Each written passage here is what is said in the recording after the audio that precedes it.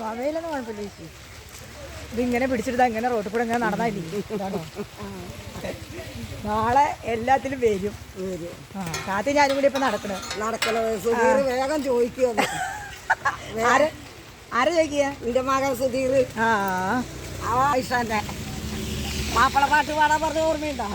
ഇന്നൊരു രണ്ടുപേര് പഠിക്കാം. ഞാനാ വെറുതെ അയ്യോ ശ്വാസം കിട്ടുന്നില്ല. നടക്കുമ്പോ ശ്വാസം കിട്ടില്ലല്ലേ? പണിതൊന്നും ഇല്ലല്ലോ. പിന്നെ ഇങ്ങനെ നടത്തിയല്ലേ. എന്താ കഴിക്കാൻ കൊടുക്കുന്നത്? താത്ത പറഞ്ഞു ദോശ. ആയിഷ ഏറ്റിട്ടുണ്ട്. ചോറും പുല്ലൂസി എല്ലാവരും അവര് കയറ്റിയോ? അല്ല, അവളുടെ അത് ഒന്നും എടുത്തിട്ടില്ല. അവളും എടുക്കത്തിയായി.